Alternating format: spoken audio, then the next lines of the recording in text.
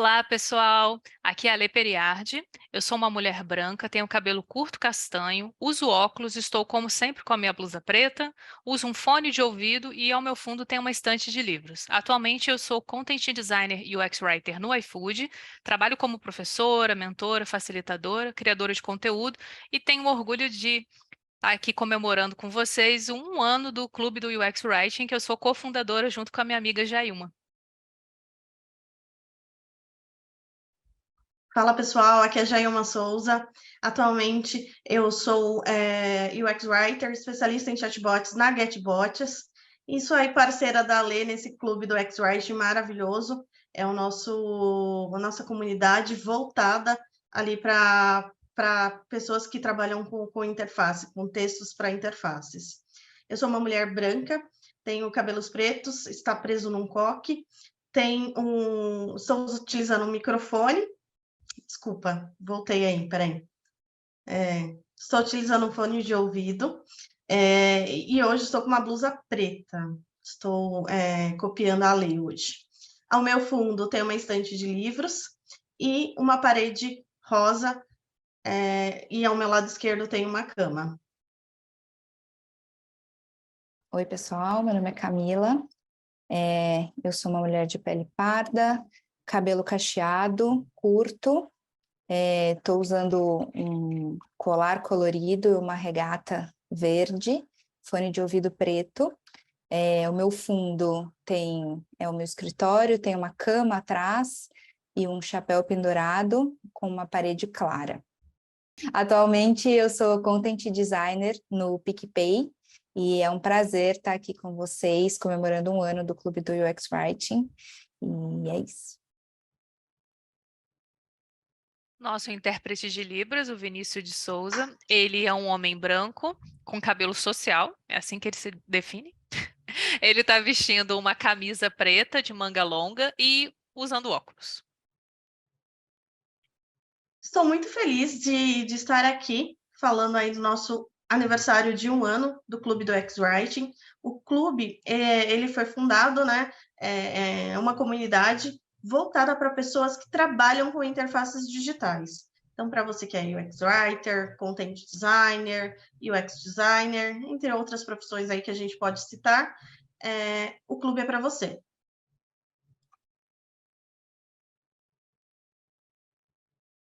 Essa comemoração só está sendo possível porque algumas empresas acreditaram na gente, né? E possibilitaram a gente contratar o Vinícius, nosso intérprete maravilhoso de Libras, chamar essas pessoas incríveis que vocês estão conferindo aqui na nossa programação. Então, muito obrigada pelo apoio. GetBots, que é uma empresa especialista em chatbots. The Starter, que é uma escola de UX Design, UX Writing. Inclusive, o nosso curso UX Writing na prática é uma parceria que a gente fez com eles. E o apoio do UX Writing Cast, que atualmente é o único podcast focado em UX Writing e Content Design em português.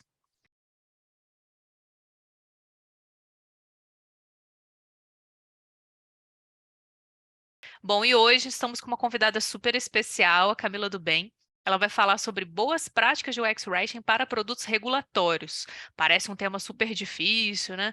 Mas vocês vão ver que a Camila vai arrasar, vai trazer altas explicações para a gente, muitas dicas para vocês aí que se interessam por esse tema estudarem mais e aprenderem com ela. Camila, prazer. Muito obrigada por topar esse convite. E é com você. Eu que agradeço o convite, fiquei muito feliz. Bom, vou me apresentar um pouquinho para vocês.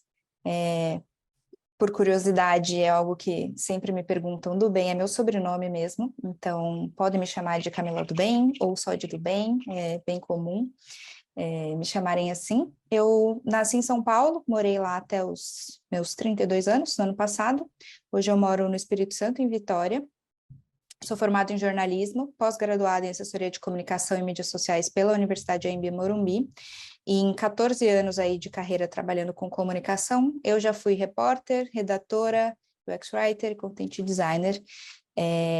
Para além do trabalho, eu gosto muito de natureza, de viajar, conhecer outras culturas, participo de projetos sociais, ações voluntárias, gosto muito de cozinhar, receber amigos em casa.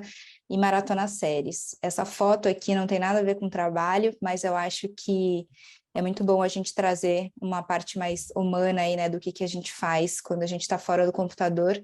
Foi uma viagem que eu fiz para a Amazônia, em um trabalho voluntário, em 2019, e foi transformadora. Então, eu trabalho muito para continuar viajando, fazendo coisas diferentes. Acho que é o que me nutre aí também.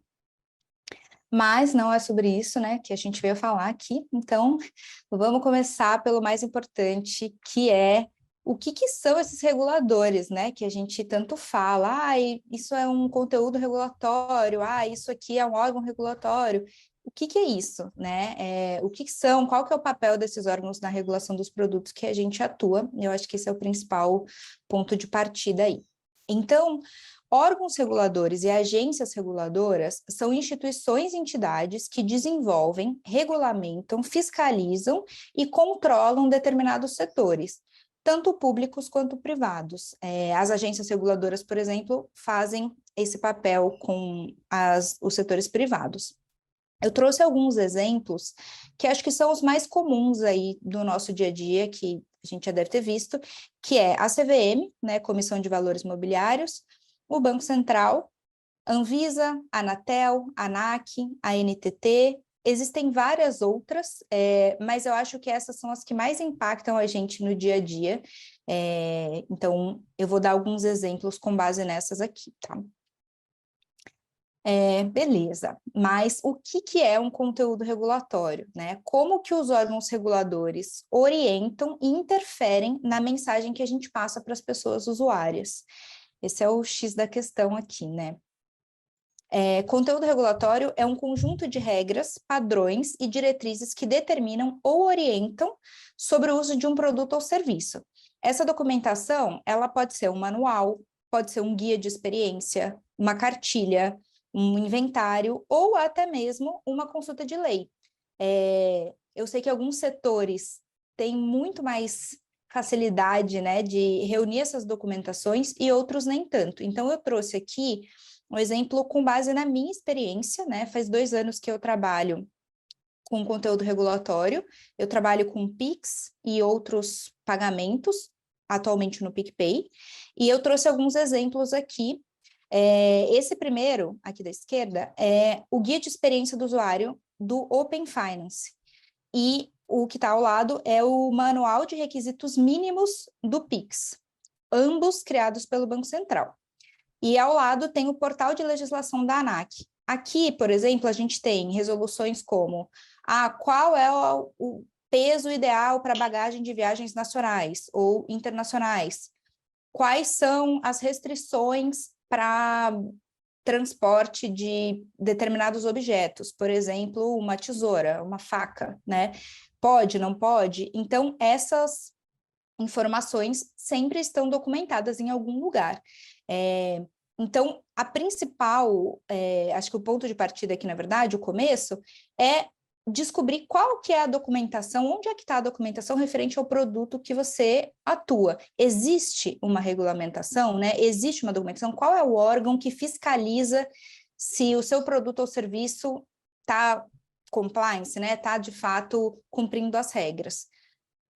Depois que a gente descobrir onde está essa documentação, né, o que a gente tem aí como referência, é hora de desbravar tudo isso, entender, pegar o facão realmente atrás desse mato para avaliar o que é obrigatório, o que é recomendado, né, entender como funcionam as recomendações e utilizar essas orientações para favorecer as pessoas usuárias.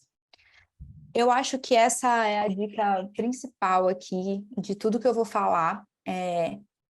Todas as pessoas envolvidas na criação e manutenção do produto ou serviço que você atua devem conhecer profundamente a documentação. E isso é muito sério, porque isso vai impactar na sua entrega, né, na facilidade ou dificuldade que você vai ter para trabalhar no dia a dia, em como você vai conseguir trazer o valor do que você está fazendo. Então, é muito importante que todo mundo saiba o manual, saiba o que está acontecendo, quais que são as orientações. Eu vou explicar um pouquinho melhor depois alguns exemplos relacionados a isso.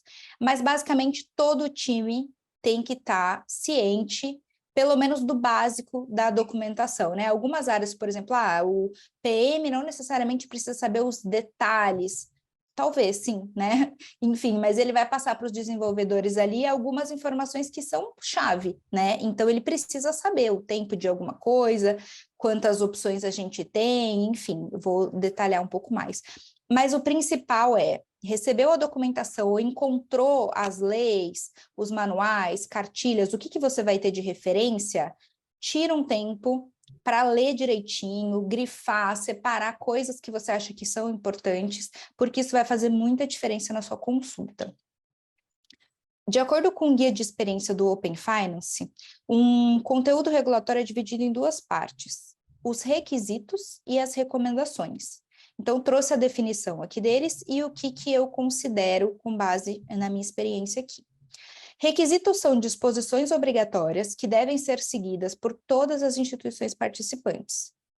É algo que não pode ser modificado, na verdade, né? Todas as instituições precisam fazer do mesmo jeito. Então, todas as companhias aéreas precisam seguir aquelas mesmas orientações na hora de fazer uma emissão de passagem, por exemplo. Geralmente está relacionado a um passo a passo, que vai permitir, né, a execução do início ao fim da jornada, ou até nomenclaturas, né? Existe um nome lá de determinado produto que todo mundo vai ter que usar da mesma maneira. Já as recomendações, elas são boas práticas de experiência que podem proporcionar uma jornada ainda mais simples para os usuários. É uma sugestão de como fazer ou falar sobre determinado produto ou serviço. Geralmente, ela acontece quando não existe uma necessidade básica para aquela sugestão, né? Então, aquilo não vai fazer falta. Os times de design, tecnologia e negócios podem escolher juntos qual que é o melhor caminho para incluir aquilo ali na jornada, e inclusive se vão incluir aquilo na jornada. Talvez não faça sentido, né? Ou em alguma etapa, ou naquele momento, enfim. É uma decisão que cabe à instituição escolher. Eu trouxe alguns exemplos aqui, e aí agora é que vem o lance de por que todo mundo tem que estar na mesma página com relação à documentação. Esse aqui é um slide dos mais de 350, pasmem, slides da documentação de compartilhamento de dados via Open Finance. Aqui tem como que funciona, né? Geralmente eles dividem em jornadas e o que é requisito e o que é recomendação para cada jornada. Aqui, por exemplo, a gente tem uma orientação que está escrito assim: o cliente deve ser notificado como consentimento efetivado, retorno com sucesso. E ao lado, a gente tem uma telinha, né? Um exemplo de UI. Então, no caso de consentimento efetivado, apresentar um resumo da solicitação com as seguintes informações: o nome do cliente, a data que ele fez a confirmação, os dados, enfim, o período ali de validade do consentimento.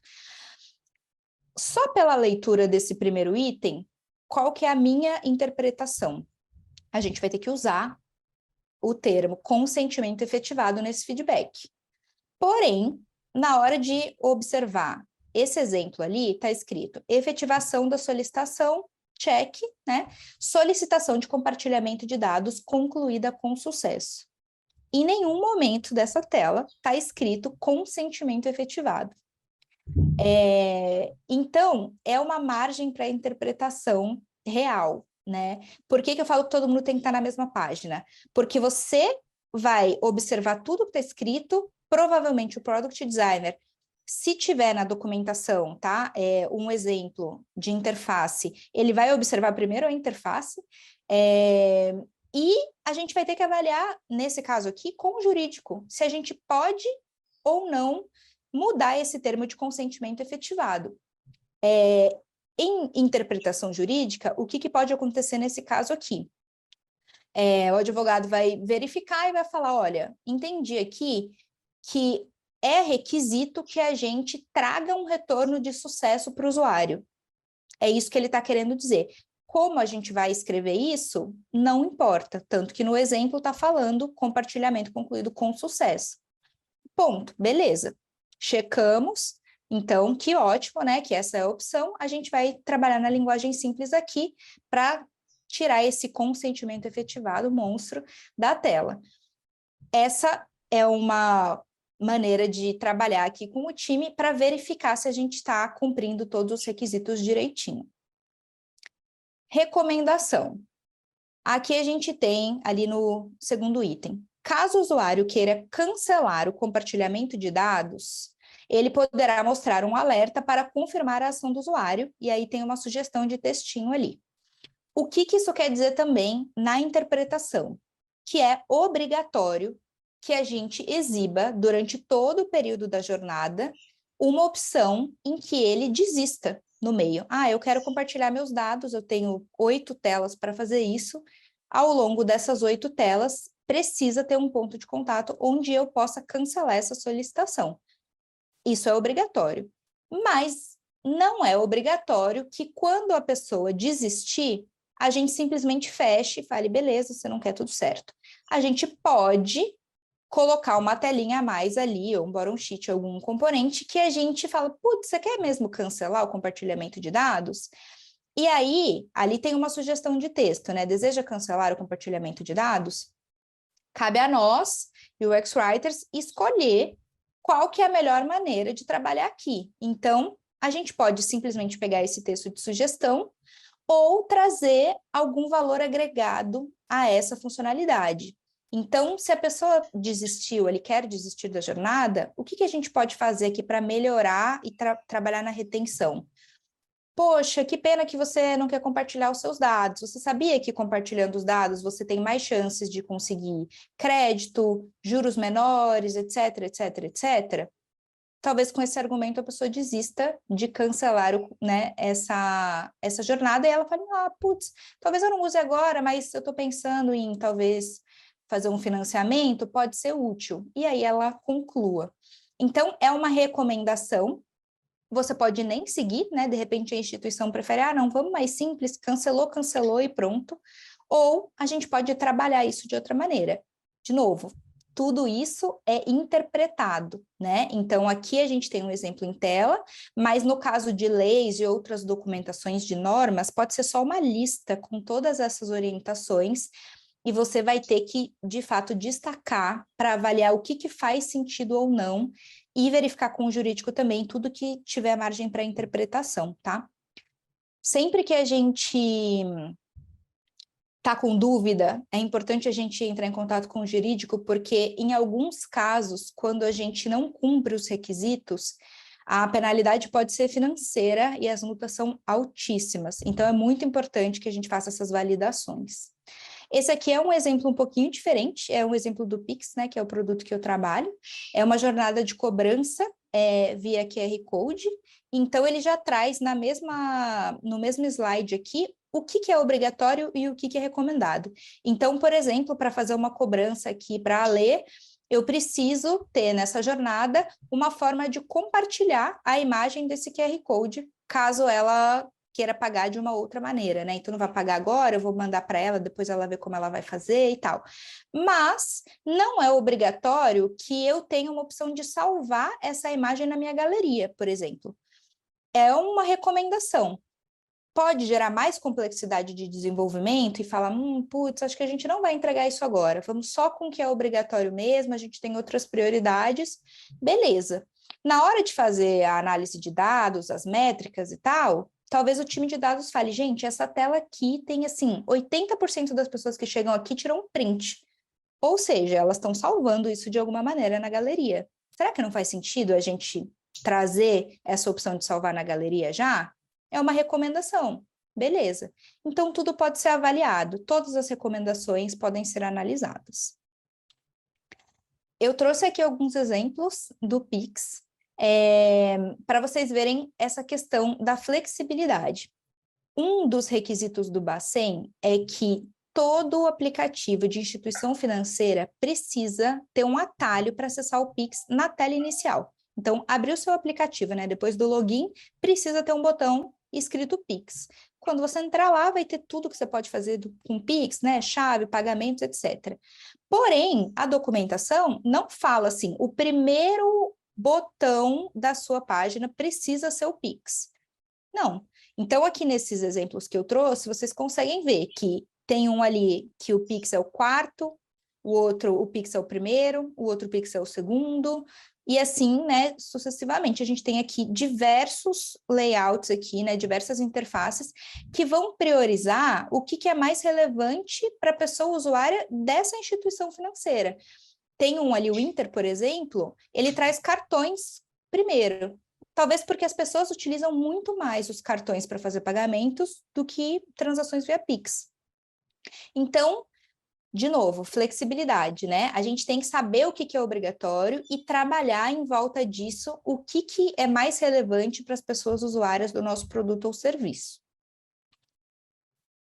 Dito isso, né, identificamos qual é a documentação, lemos tudo, entendemos o que é obrigatório e o que a gente pode mudar ou fazer, decidir, como agora que a gente vai trazer clareza para esses termos e funcionalidades. Acho que esse é o grande desafio, né, de UX Writing aqui, que é como escrever de forma simples e clara, facilitando a compreensão da jornada. Eu vou, de novo, né, trazer meus exemplos aqui. Na maioria das vezes, vocês vão ver que trabalhar com assuntos regulatórios, além de toda essa complexidade de linguagem meio jurídica, parece, as nomenclaturas, elas não ajudam em nada. Tenho alguns exemplos aqui, dentro de Pix e Open Finance, né? Reivindicação de chave Pix, geração de QR Code dinâmico, mecanismo de devolução especial e iniciador de transações de pagamento. 4 monstros aqui, né? Como que a gente vai explicar para as pessoas usuárias o que significa cada um desses termos? São desafios diários de quem trabalha com o Banco Central. Eu peguei esse print aqui ontem, né? Só usando a palavra portabilidade no Google, e aí resolvi trazer esse exemplo para vocês, que é a portabilidade de chave Pix nada mais é do que o ato de você tirar o seu dado cadastrado, né, em uma instituição financeira e cadastrar esse mesmo dado em uma outra instituição que você tem conta, só que sem excluir onde ele estava antes, ou seja, você só vai levar de um lugar para outro. Essa palavra, ela é um pouquinho mais fácil da gente trabalhar, porque ela já é utilizada em outras coisas, né? Então, aqui tem portabilidade de empréstimo, né? Portabilidade de consignado, portabilidade de financiamentos, portabilidade de salário, portabilidade de número de telefone celular para outras operadoras. Então, já está um pouquinho mais claro, né, para quem já utilizou alguma dessas portabilidades na vida, que significa tirar de um lugar e colocar em outro lugar. E aí, né, uma dica é, se você não puder mudar o nome, nesse caso é o nome do produto, né, da funcionalidade no caso, explique de outra maneira. O que eu fiz aqui, essas telas são minhas, né, estão em produção no nosso aplicativo, são lembretes de jornada de portabilidade de chaves. Eu não posso deixar de falar que a pessoa precisa fazer uma portabilidade, faz parte das regras lá do Banco Central. Mas eu posso explicar o que é essa portabilidade. Então, eu coloquei ali, sua chave Pix ainda está pendente. Para trazer a sua chave para cá, autorize a portabilidade onde ela está cadastrada. Ou um lembrete ali, né? Último dia para trazer sua chave para o PicPay. Acesse o aplicativo em que a sua chave está cadastrada e autorize a portabilidade. Ou seja, eu trouxe o nome, né, da funcionalidade, porque a pessoa vai ter que ir lá no outro banco que ela tem conta, achar onde é que está a jornada de portabilidade, então ela vai achar por esse mesmo nome, e aí ela vai concluir a ação. Ou seja, a gente precisa utilizar esses recursos de texto de apoio para explicar o que significa os termos, para que serve aquela funcionalidade, inclusive se o usuário precisa ou não fazer alguma ação. Às vezes é só uma orientação, mas nesse caso a gente precisa explicar o que ele tem que fazer. Outros exemplos aqui de texto de apoio. Não necessariamente, vou até voltar o slide aqui, a gente vai ter esse espaço, né? Nesse caso, eu tinha um espaço para criar o que eu queria comunicar aqui. Pode acontecer, em alguns casos, de você ter um espaço limitado. Esses exemplos aqui são do aplicativo da Rico Investimentos, onde eu tenho uma conta, então eu tirei esses prints aqui para mostrar para vocês. Essa tela, a primeira tela aqui é a carteira de investimentos e tem ali informação de patrimônio até a data tal. Existe um ícone informativo ali, onde a pessoa, ao clicar, vai entender o que significa patrimônio. Porque patrimônio pode ser várias coisas, né? Existem vários tipos de patrimônio, na verdade. Então, ao tocar ali, vai aparecer total investido mais saldo na conta investimento. Então, o valor que tiver ali é o seu patrimônio. E aquele valor é a soma dos seus investimentos e o que tem na sua conta corrente, mesmo que não seja investido. Ótimo. É uma linha de informação adicional que não está em tela, mas que pode ser consultada para explicar o que significa aquela palavra, difícil para quem não está acostumado com as nomenclaturas aí de investimentos.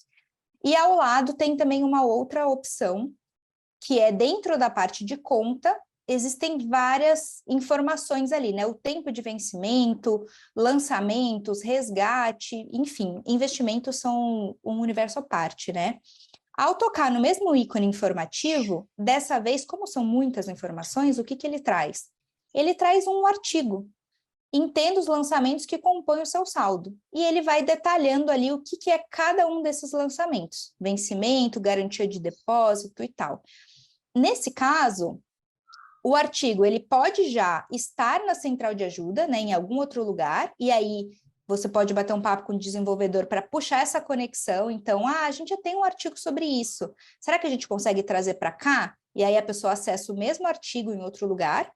Ou você pode criar um artigo para falar exatamente sobre aquelas informações que você precisa ali nesse ponto de contato. Isso aqui é muito importante para a gente tentar minimizar essas dificuldades de entendimento das informações que são regulatórias. As palavras são difíceis, são termos que a gente não está familiarizado, embora várias instituições, né, do mesmo setor precisem utilizar o mesmo nome, não quer dizer que as pessoas usuárias entendam, né, o que é, por exemplo, uma reivindicação de chave. Ela pode ler em vários bancos, mas mesmo assim não saber do que se trata. Então, é muito interessante que a gente consiga buscar esses pontos de apoio aí para textuais. O glossário, ele pode ser o seu ponto de partida nesse caso. Para quem tem sorte ou não, né, porque o Open Finance não é um produto muito fácil de lidar, mas para quem tem sorte de trabalhar com produtos do Bacen, existe aqui no Open Finance um glossário de iniciação de pagamento criado pelo próprio time lá que desenvolveu toda a estrutura do Open Finance. Aí vocês conseguem perceber que o termo da resolução é super complexo, né? É completamente diferente do que a gente utiliza, mas existe um termo ajustado para o cliente que eles estão sugerindo aqui, e eles trazem também já se esse termo é requisito ou uma recomendação, ou seja, você pode mudar esse nome, usar outra coisa, e trazem uma descrição, né, do que significa, o que significa instituição iniciadora de transação de pagamento. E aí ele traz ali a descrição.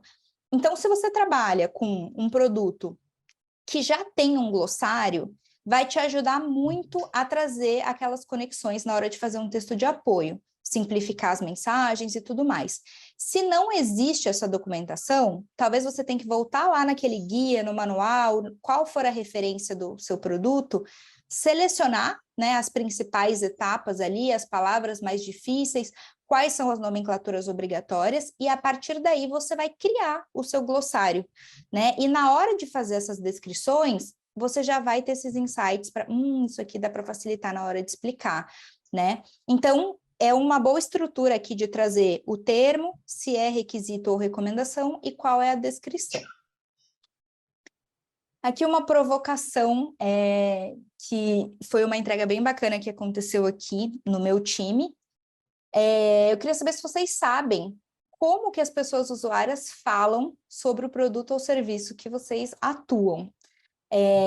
O Pix foi lançado faz 2 anos, né? E basicamente por ser um produto novo, a gente não tinha nenhuma referência. Era muito mais fácil trabalhar com base nas sugestões que o Banco Central trazia do que inventar, né, moda sem ter nem pesquisa, porque nunca tinha, né, sido lançado nem nada.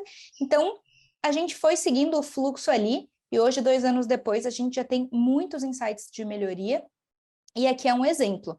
No começo, a gente via ali transação via Pix. Não era uma obrigação, né, de usar esse termo, mas era uma recomendação. E a gente foi adaptando para transferir por Pix, pagar usando Pix, pagar com Pix, né? Hoje em dia tem bastante, a gente fala bastante sobre transferências e pagamentos com Pix. E aí, um dia, fazendo uma análise de tickets aqui dos nossos usuários, eu estava olhando quais que eram as dúvidas, reclamações, etc. E aí me deparei com, eu gostaria de saber se eu preciso ter uma chave para fazer um Pix. Ou, não estou conseguindo fazer um Pix. Falei, gente, fazer um Pix é a coisa mais fácil, né? Assim, não fazer um Pix, mas de pensar nesse termo, né? Fazer um Pix é muito mais simples do que transação, do que transferir via Pix. Fazer um Pix é muito simples. E aí, como eu tinha uma amostra baixa, porque eu estava fazendo análise de ticket, né, ali, um a um, ali na mão para uma outra necessidade que eu tinha, falei, será que todo mundo fala assim? Será que muitas pessoas falam desse jeito? E aí fui ali no Google Trends e coloquei, né, algumas opções, e é nítido que fazer um Pix é muito mais utilizado do que transferir ou pagar com Pix. Então, essa foi uma entrega muito legal, passou a ser a nossa nomenclatura aqui especial, tanto para fazer um Pix no sentido de fazer um pagamento, ou depois que a pessoa já fez uma jornada, né? Se ela quiser fazer mais um pagamento de forma recorrente, a gente já traz o fazer outro Pix. Terminou, apareceu o comprovante, você gostaria de fazer outro Pix? Muito mais simples. E aí eu trago aqui uma brincadeirinha aqui de ET Bilu, para quem é mais antigo, que é apenas que busquem conhecimento. A gente precisa saber quais são as dores das pessoas usuárias para propor melhorias na experiência. Isso aqui é fundamental. E eu vou trazer algumas opções aqui que funcionam muito para mim, então eu acho que podem ajudar. Além de saber como, né, as pessoas usuárias estão falando, como o exemplo que eu dei, a gente precisa saber o que elas estão falando, né? Se elas estão com dúvidas, se elas estão reclamando, se elas simplesmente não conseguem fazer alguma coisa, se elas têm alguma sugestão. E como que a gente vai fazer isso? Por meio de pesquisa, né? Então podem ser testes de usabilidade, podem ser formulários e testes de conteúdo apenas simples, analisando a satisfação, né, do NPS, com métricas e dados internos. Então, assim, um exemplo. Suponhamos que você trabalha com um aplicativo de plano de saúde e você quer solicitar um reembolso. Tem lá 6 telas até você conseguir fazer a solicitação do reembolso, e uma dessas telas é a tela onde a pessoa precisa subir o arquivo da receita, enfim, a parte médica lá da consulta que ela fez. Desde que foi feita uma atualização, as pessoas simplesmente não finalizam mais, não solicitam mais reembolso, teve uma queda lá na porcentagem. O que será que está acontecendo? Entre em contato com o seu time de dados para entender essa taxa de abandono de jornada e verificar em qual parte dessas 5 ou 6 telas ali acontece o abandono. De repente, 80% das pessoas que estão tentando solicitar um reembolso vai abandonar no mesmo lugar, né, na mesma tela. Será que a gente está explicando direitinho? Será que tem alguma informação ali que está errada? Será que existe um erro na hora de subir o arquivo? Não está suportando o formato? Ou a gente não está explicando quais são os formatos suportados? Então, existem muitas maneiras da gente conseguir dados internos, né? Então, taxa e motivo de contato, né? O contact rate que a gente fala, observar por que as pessoas estão entrando em contato com a gente, quais são as dores e qual a porcentagem dessas dores, né? Qual é o volume? De repente aconteceu uma instabilidade, o aplicativo ficou fora do ar por 5 minutos e aí, explodiu um problema específico. Ok, é esperado, né? Não, isso aqui não tem nada a ver, não teve nenhum problema relacionado a isso, e a gente está com um boom de chamados relacionados a um cartão de crédito, por exemplo. Então, existem muitas métricas internas que a gente consegue buscar informações. Eu trabalho de maneira terceirizada, eu trabalho numa consultoria, eu sou eu não fico no cliente, eu não tenho acesso a esses dados. Eu já trabalhei assim, sei como é difícil, inclusive. Você precisa de muitas autorizações, alguém para te passar esses dados, demora dias, e às vezes a gente tem uma necessidade mais rápida.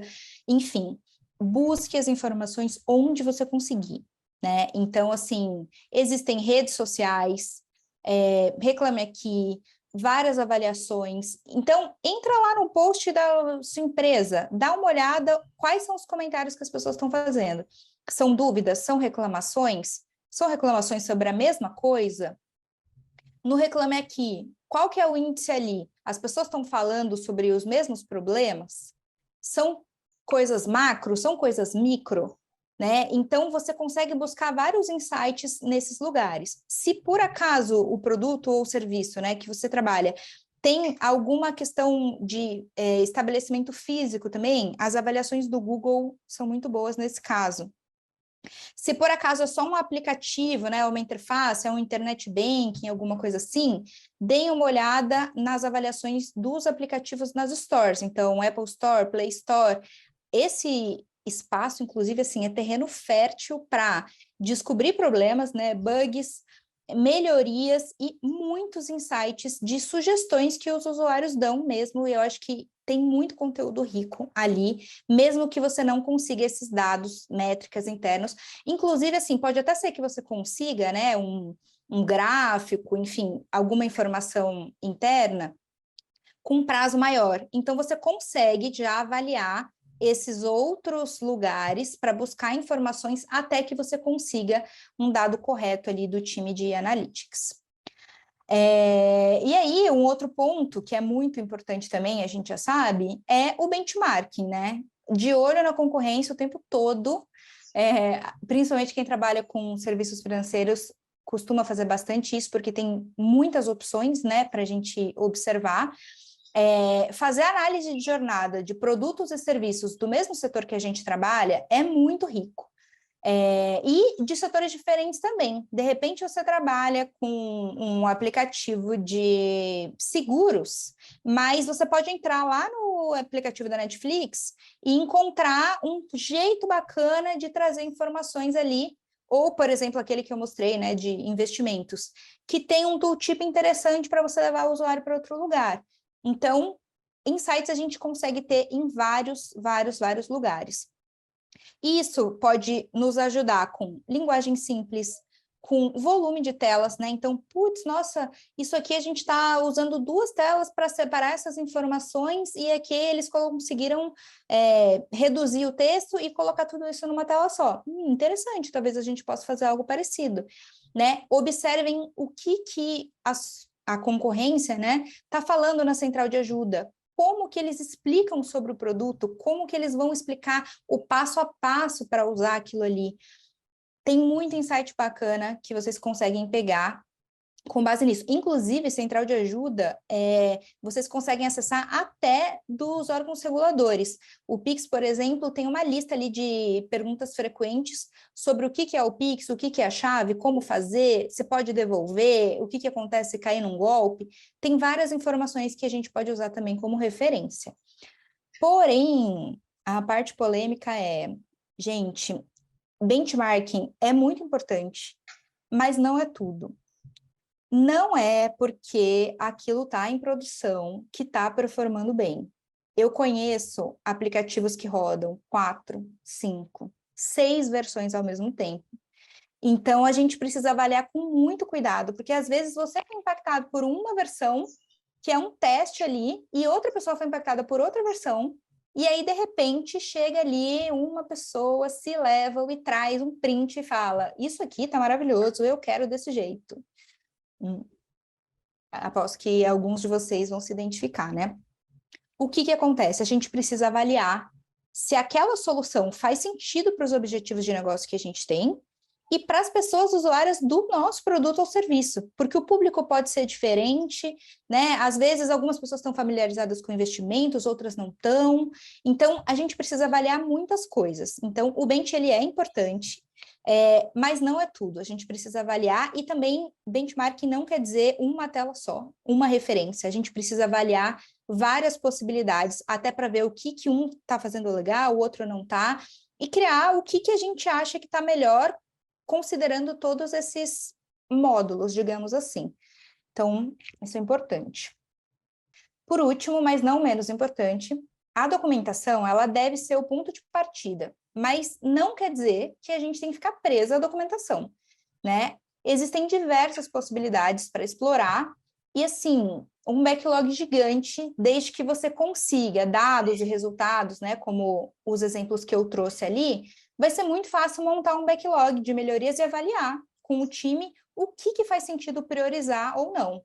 Então, trouxe alguns exemplos aqui, né? Novas funcionalidades, talvez a gente já cumpriu ali todos os requisitos que o órgão regulador do seu produto pediu, mas a gente pode trazer uma outra forma ali de reembolso, por exemplo, né? A gente pode trabalhar na melhoria das mensagens de erro. Será que a gente está sendo genérico demais? Será que a gente não leva o usuário para lugar nenhum e a gente pode talvez explicar melhor para ele o que ele precisa fazer para não cair de novo naquele erro? Né? Tooltips e o texto de apoio que eu comentei. Será que em algum momento dessa longa jornada, principalmente jornadas de cadastro, né, que costumam ser um pouquinho maiores, será que a gente consegue colocar alguns pontos de apoio para facilitar esse entendimento? Será que a gente consegue melhorar a maneira como a gente explica as informações nos artigos da central de ajuda? Será que a gente precisa colocar ali só as dúvidas dos usuários? Ou a gente pode trazer os principais problemas que eles têm e como que eles podem solucionar sem precisar entrar em contato com a gente? Isso faz com que a gente traga um pouco mais de estratégia, né, para o conteúdo. E um exemplo, né, se a gente tiver texto de apoio, artigos de FAQ atualizados, melhoria nas mensagens de erro, a gente vai reduzir a quantidade de chamados, né, de pessoas entrando em contato com a gente com dúvidas ou problemas, e isso vai impactar num custo que é gigante para as empresas, né, que é o custo de atendimento. Então, diminuindo esse custo, a gente vai aumentar a rentabilidade do produto que a gente está atuando, porque equilibra mais essa balança, né? Então, indiretamente, a gente está trabalhando com as métricas de negócio também, e isso mostra muito, muito, muito do nosso trabalho, a relevância, eu acho que é um ponto importante aí para quem trabalha com produto, e pode ser uma boa para trazer um pouco mais de visibilidade também. E também simplificar os termos de uso, né? De repente você não trabalha com nada que é muito complexo, como esses exemplos que eu citei, mas pode ter um termo de uso do aplicativo, pode ser um termo de uso de uma campanha que vocês estão fazendo, né? Pode ser um contrato, né? Então, deem uma olhada em legal design, tem bastante coisa no Medium sobre isso, e eu acho que dá para simplificar bastante todas as comunicações, né, para quem trabalha com regulatório. E é isso, fica aí o to-do aí para vocês pensarem por onde começar. E quero agradecer de novo as meninas pelo convite, deixar aqui o meu e-mail e o meu LinkedIn, para quem tiver dúvidas com relação a assuntos regulatórios. Eu tenho um artigo no Medium, né, que tem o link aqui também para vocês. Tem bastante informação aqui também sobre isso. Se vocês tiverem dúvidas ou quiserem conversar a respeito de conteúdos regulatórios, podem me chamar no LinkedIn, podem me mandar e-mail. Eu gosto bastante de conversar sobre isso. Eu acho que é uma coisa bem complexa, é difícil de trabalhar no dia a dia, mas a gente consegue se ajudar com essas boas práticas aí, tentando facilitar um pouquinho a jornada. E contem comigo. Camila, maravilhosa. Só te agradecer. Como eu falei nas redes sociais, a gente não está gravando palestra, a gente está gravando aula, né? Então, só te agradecer mesmo a sua generosidade e a sua didática mesmo de passar. A gente fica até mais animado na hora de estudar. Pode ser um tema bem complexo. Eu imagino quantas horas, talvez noites, você tenha perdido aí para poder entender tudo. A gente gostaria de agradecer mais uma vez aos nossos patrocinadores por acreditarem aí no nosso objetivo, que é oferecer conteúdo de muita qualidade gratuito para a nossa comunidade. Então, GetBots, uma empresa especialista em chatbots, da Starter, uma escola de Portugal, que tem vários cursos maravilhosos de UX Design, UX Research, e o nosso curso de UX Writing na prática está lá também. E o apoio do UX Writing Cast, que é o podcast de UX Writing e Content Design em português, totalmente gratuito também para você aprender ainda mais e poder compartilhar conhecimento. Camila, mais uma vez, muito obrigada aqui pela sua presença. A gente adorou toda essa aula maravilhosa. Muito obrigada, e que a gente possa aí se encontrar mais vezes, né, em outros eventos também que a gente vai produzir aí durante esse ano. Aproveitando, para você que ainda não segue o Clube do X-Writing nas redes sociais, acesse aí no nosso site, clubedoxwriting.com.br, que lá tem os nossos links. A gente está em todas as plataformas como Clube do X-Writing. Então, procure a gente lá, segue e ajuda a gente, que vai ajudar muito aí a gente a continuar produzindo esses conteúdos, trazendo esses conteúdos incríveis para vocês. E estamos também no Telegram e no WhatsApp. No Telegram é só você procurar lá Clube do UX Writing para participar da nossa comunidade, bater um papo, desabafar também, tá tudo certo, gente. A gente está lá para qualquer momento da sua vida. E se você estiver assistindo essa palestra no YouTube, você já sabe o que você precisa fazer, né? Se inscrever no canal, deixar aquele like bacana aí para Camila. Deixar um comentário também, ativar as notificações. Caso você esteja ouvindo esse conteúdo na sua plataforma digital preferida, é só você seguir o nosso podcast e compartilhar com todo mundo que tem interesse por UX Writing, principalmente UX Writing para produtos regulatórios, esse tema tão desafiador que a Camila trouxe hoje para a gente. Então, muito obrigada e até a próxima.